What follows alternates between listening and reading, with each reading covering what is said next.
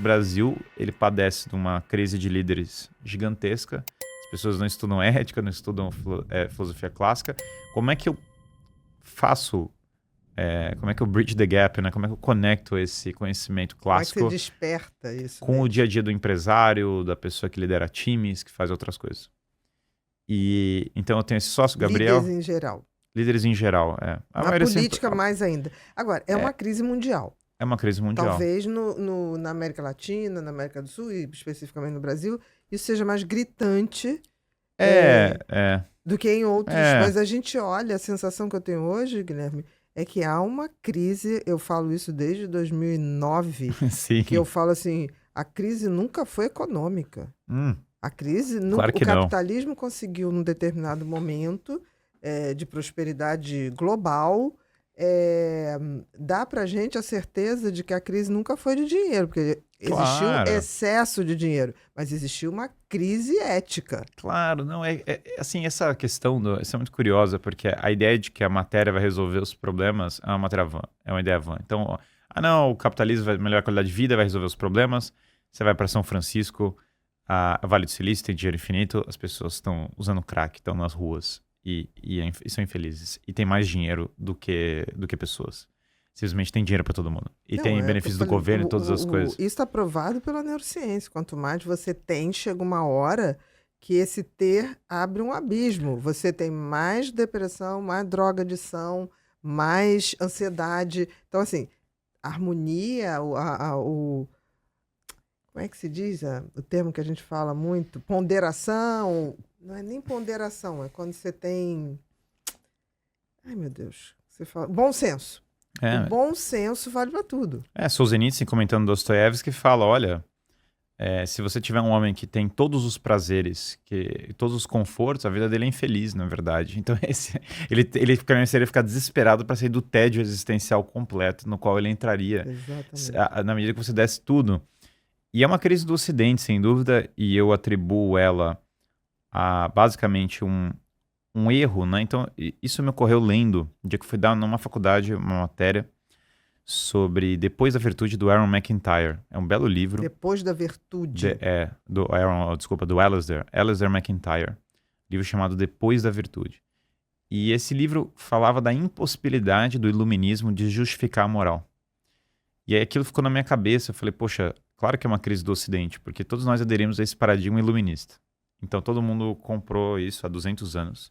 E nós falamos, bom, nós vamos ser todos iguais, nós vamos ser todos livres, nós vamos ser todos fraternos, e tudo isso vai vir desse princípio hedônico, estatal, moderno, de indivíduos que fazem um contrato social e que se unem para resolver todos os problemas na Terra e tem essa esperança latente, subjacente, que vai ter uma espécie de paraíso terreno.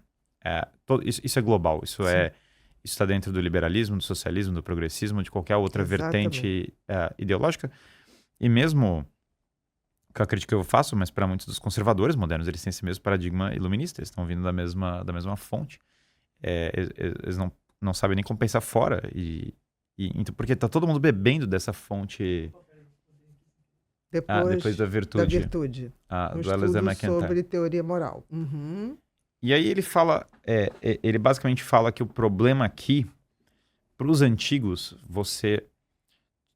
tem alguns fatores faltando aqui. Tem um senso de comunidade, a ideia de que para viver a virtude você vive isso. Nós somos animais racionais dependentes, nós temos pessoas ao nosso redor, então família. Hoje metade das crianças no Brasil crescem sem o pai. Os países do Ocidente não têm fertilidade para repor a população. Então a família é uma das maiores coisas que estão faltando. O sentido de que eu pertenço a uma comunidade, que nós temos valores comuns.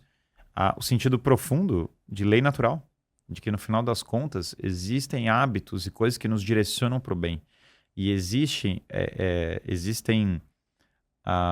princípios imutáveis que podem guiar a nossa vida. Então, por exemplo, que é bom ser justo, que é bom ser corajoso, que é bom entregar a vida pelos outros, que o sacrifício, quando encarado com sentido, é uma coisa redentora. São valores universais, não são valores particulares. Hoje, a sociedade é fragmentada, porque todo mundo está pensando, é o meu grupo de interesse, é o meu negócio.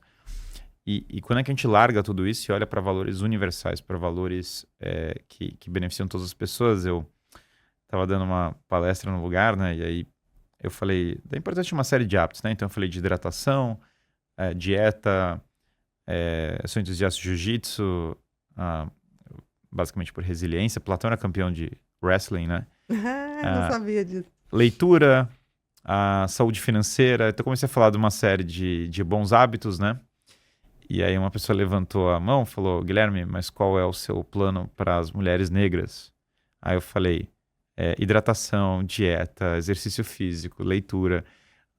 E para os homens chineses é o mesmo, e para pessoas de 80 anos e para pessoas de 15 anos é o mesmo. O que eu estou falando aqui é por definição universal. Se a pessoa melhorar a hidratação, dieta, começar a ler, começar a olhar para a vida dela com sentido redentor, olhar para a família com um olhar mais atento, não interessa se ela vem de uma família rica, se ela vem de uma família pobre, se ela veio do... Cada um vai ter suas dificuldades, seu contexto. Não é que eu estou menosprezando isso, mas independente de qualquer coisa, vai beneficiar essa pessoa. É isso que se quer dizer por universal. E a perda desse sentido de valores universais e a ênfase tremenda em indivíduos ou grupos de interesse, ou valores particulares, ou mesmo no próprio Estado, que no fundo é um princípio hedônico. Está falando de como eu vou maximizar o prazer das pessoas, é um utilitarismo implícito. Todo mundo é utilitarista no mundo moderno em algum nível, né? E isso teria que ser quebrado, com certeza. Quem não era utilitarista era a nossa avó do interior, com filtro de barro e prato transparente marrom, que rezava o terço todo dia e jogava o chinelo nas crianças. Ela era, sem dúvida... E não acertava. Ela não acertava nunca, nunca, nunca. Tudo era feito para não acertar. Exatamente. E ela, sem dúvida, era a última reserva moral que a gente teve. Curiosamente, ela sempre estava sã, entendeu? Curiosamente, sempre estava sã. E nós não temos a mesma experiência.